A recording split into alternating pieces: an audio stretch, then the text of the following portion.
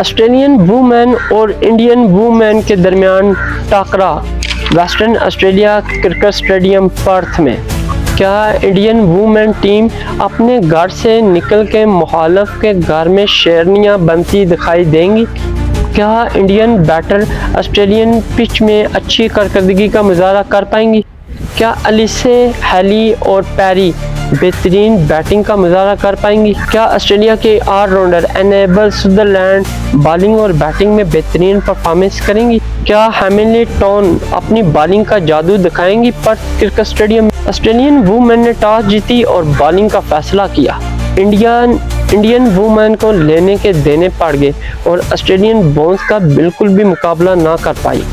अस्सलाम वालेकुम, मेरा नाम नासिर अली, आप देख रहे हैं क्रिकेट एनालिस्ट विद नासिर। जितने भी सुनने वाले जाने वाले उनको खुश आमदीद कहते हैं, और जो भी न्यू मेरे चैनल पे विजिट कर रहा है उनसे रिक्वेस्ट है मेरे चैनल को सब्सक्राइब और लाइक शेयर मस्त करें, बेल आइकन को मस्त प्रेस करें ताकि आने वाली वीडियो आप तक बआसानी पहुंच सके। नाज़रीन, आज हम आपको बताएंगे वो क्रिकेट का बादशाह जिसे पूरी दुनिया ही मानती है और जिसने ना सिर्फ खेल के दिखाया बल्कि पूरी दुनिया में नाम भी कमाया, सबसे ज्यादा ट्रॉफियों का एजाज भी अपने नाम किया। जी हाँ, यहाँ पे मैं बताना चाह रहा हूँ ऑस्ट्रेलिया का।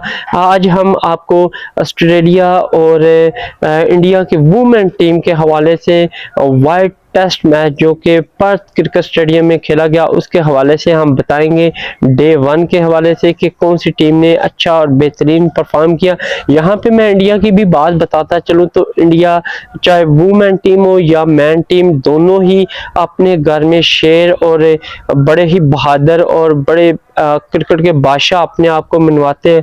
लेकिन पता उनका तब भी चलता है जब वो न्यूट्रल वेन्यू या किसी दूसरी कंट्री में जाके खेलते हैं, तो तब उनकी परफॉर्मेंस, उनकी बैटिंग बॉलिंग दोनों ही असलियत खुल के सामने आती है कि ये कितने बड़े प्लेयर है। तो यानी कि पर्थ क्रिकेट स्टेडियम में ऑस्ट्रेलियन वुमेन और इंडिया की वुमेन के दरमियान वाहिद एक टेस्ट मैच जो कि पर्थ क्रिकेट स्टेडियम में खेला गया। यहाँ पे डे 1 की मैं बात करूँ तो ऑस्ट्रेलिया ने यहाँ पे टॉस जीत के पहले बॉलिंग का फैसला किया और वेस्टर्न ऑस्ट्रेलिया क्रिकेट स्टेडियम था। और यहाँ पे पिच की मैं बात करूँ तो काफी डेंजरस है, क्योंकि मैन के भी जब मैच होते हैं यहाँ पे तो काफी डेंजरस विकेट होती है, जिसकी वजह से ऑस्ट्रेलिया ज्यादातर यहाँ पे फातेह ही करार पाया और ऑस्ट्रेलिया को अपनी विकेट का बखूबी अंदाजा है। और यहाँ पे विकेट की मैं बात करूँ तो विकेट ज्यादा बाउंस है और ये दोनों ही कहने के कैटेगरी को सपोर्ट करेंगी, चाहे बैटिंग हो या फिर बॉलिंग।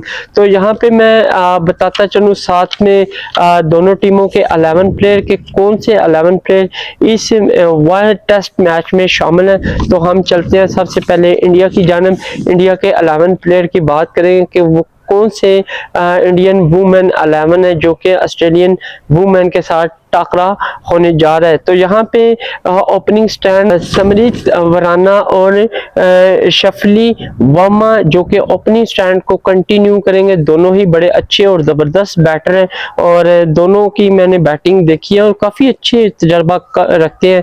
खासतौर पे अपने ग्राउंड में तो ये किसी को हिलने भी नहीं देते। तो देखना होगा कि आज पर्थ क्रिकेट स्टेडियम में क्या इंडियन वुमेन टीम जो है वो अच्छी परफॉर्म कर पाएगी और बड़ी लीड दे पाएगी ऑस्ट्रेलिया को, या फिर ऑस्ट्रेलिया अपनी बॉलिंग लाइनअप से इनको करेगा ढेर।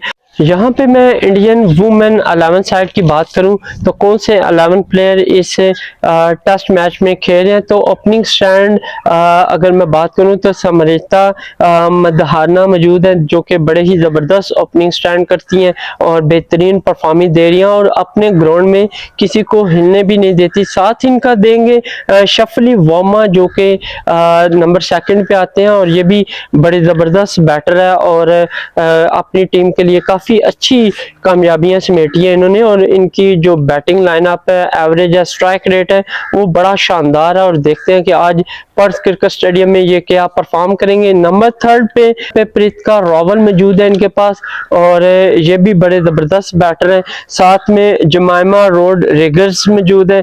उसके बाद इनके कैप्टन की मैं बात करूं तो हरमान जसप्रीत कौर मौजूद हैं, जो कि कैप्टनी के साथ साथ अपनी टीम के लिए बैटिंग में भी मिडल ऑर्डर में बड़े अच्छा रोल प्ले करती हैं और टीम को सक्सेसफुल तरीके से आगे की जानब लेके जाती हैं।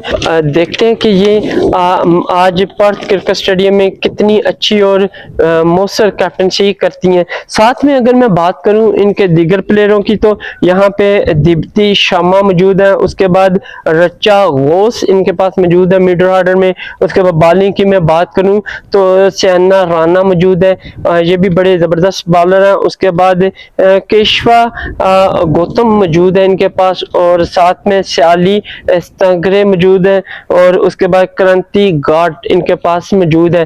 तो इंडिया की 11 प्लेयर की बात करूं तो इनकी जो वुमेन साइड है वो काफी तगड़ी और बेहतर है, और टॉप 10 में इन्होंने अपना टॉप 10 क्या टॉप 5 में इन्होंने अपनी पोजीशन को बरकरार रखे हुए हैं, और ऑस्ट्रेलिया को टफ टाइम देने के लिए उनके होम ग्राउंड में मौजूद है, और आज डे 1 में अपनी फर्स्ट इनिंग का आगाज करेंगे और देखते हैं कि ऑस्ट्रेलिया को ये कितना टफ टाइम देते हैं। तो दूसरी जानब अगर मैं ऑस्ट्रेलिया के 11 साइड की बात करूं तो ऑस्ट्रेलियन वुमेन जो कि काफी सीनियर और तजर्बा रखने वाली हैं, और इनके पास बड़े बैटर मौजूद हैं। तो और यहाँ पे मैं ऑस्ट्रेलियन ओपनिंग साइड की बात बताऊं तो जॉर्जिया वॉल, और साथ में ओपनिंग स्टैंड करेंगे फोबी लिचफील्ड, जो कि बड़े ही ज़बरदस्त और अच्छा स्ट्राइक रखती हैं दोनों, और बेहतरीन क्रिकेट का मुजाहरा करती हैं, और काफ़ी सारे टाइटल जो हैं वो ऑस्ट्रेलिया को इन्होंने जितवाए भी हैं। और ऑस्ट्रेलिया की टीम की अगर मैं वुमेन की बात करूं,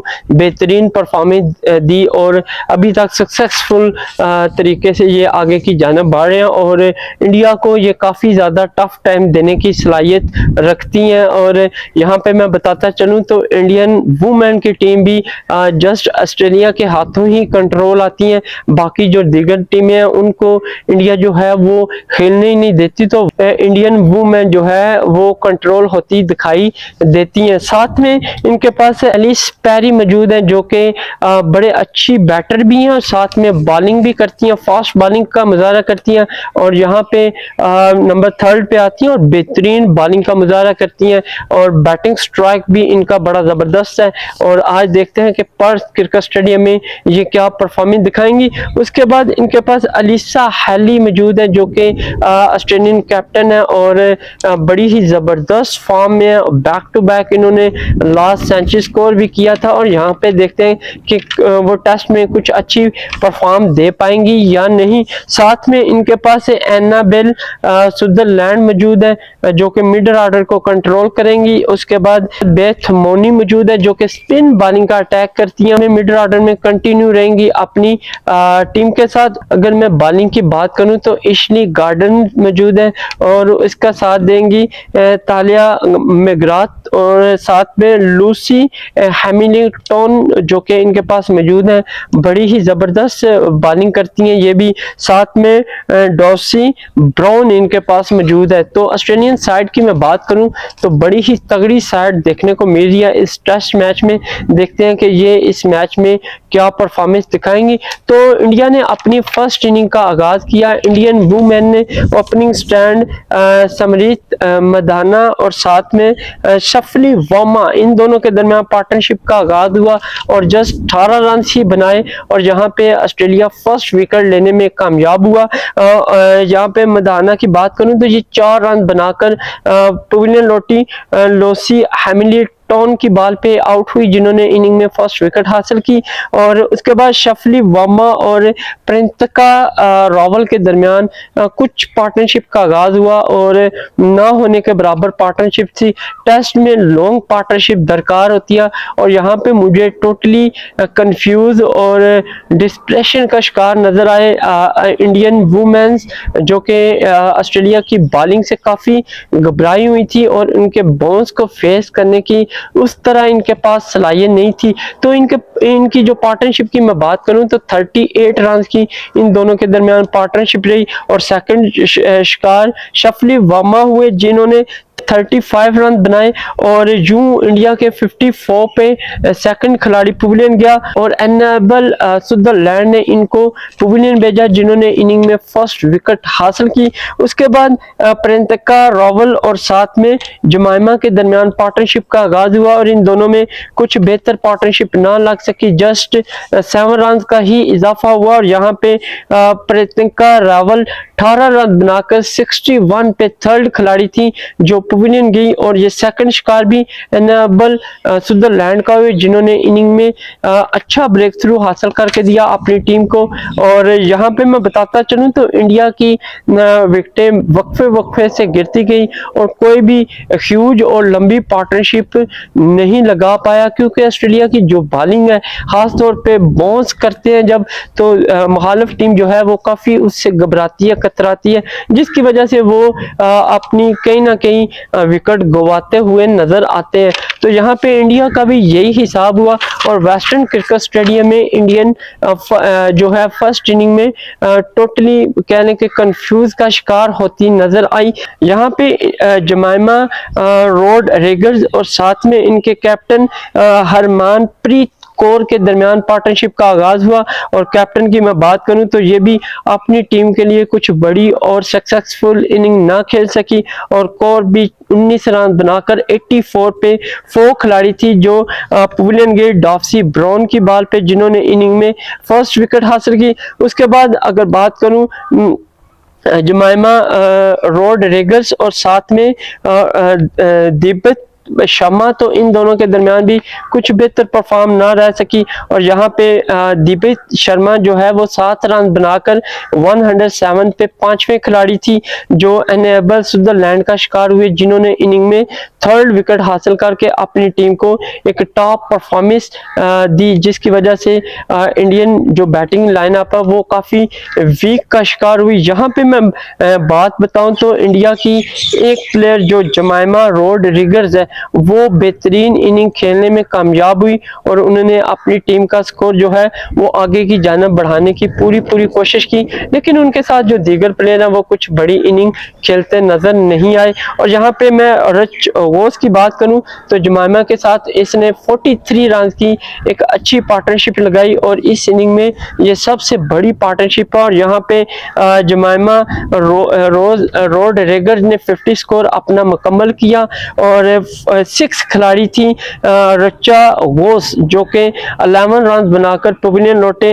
150 रन पे एल्शी गार्डर का शिकार हुई जिन्होंने इनिंग में फर्स्ट विकेट हासिल की। उसके बाद अगर मैं बात करूं जमाइमा रोड्रिगेज तो ये भी 52 रन बनाकर 150 पे बैक टू बैक ही पवेलियन गई और 7वीं खिलाड़ी थी जो आउट हुई लोसी हैमिल्टन की बॉल पे जिन्होंने इनिंग में सेकंड खिलाड़ी को पवेलियन भेजा। उसके बाद अगर मैं बात बताऊं इनके दीगर प्ले तो कुछ बेहतर परफॉर्म करते ना दिखाई दिए और इंडिया की यहाँ पे बैटिंग टोटली वीकनेस और मुश्किलात से दो चार होती नजर आई और यहाँ पे पता चला है कि इंडिया घर के बाहर निकले तो बिल्कुल भी गिद्दड़ और घर में रहे तो शेर। तो यहाँ पे बिल्कुल भी परफॉर्मिंग नहीं उन्होंने दिखाई और एक के बाद एक ऑस्ट्रेलियन बॉलर जो है वो इंडियन बैटर का शिकार करते हुए दिखाई दिए। तो यहाँ पे मैं बताता चलूं सीना राना तो वो भी 5 रन बनाकर 157 पे पवेलियन लौटी।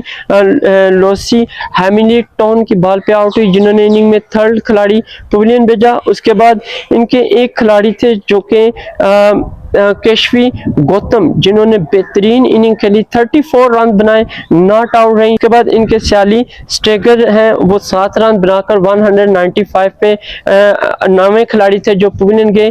एनेबल सुदरलैंड का शिकार हुए जिन्होंने इनिंग में 4 खिलाड़ियों को पवेलियन भेजा। उसके बाद क्रांति गार्डन 1 रन बनाकर 198 पे पवेलियन गए और ये डॉफसी ब्राउन का शिकार हुए जिन्होंने इनिंग में सेकंड विकेट हासिल की। तो यहाँ पे पे इंडिया ने अपनी फर्स्ट इनिंग फर्स्ट डे में ही ख़त्म कर डाली 198 पे, और इंडिया जस्ट कह लें कि 62.4 ओवर ही खेल पाई पर्थ क्रिकेट स्टेडियम में, और सारी टीम ढेर होती यहाँ पे फर्स्ट इनिंग में दिखाई दी।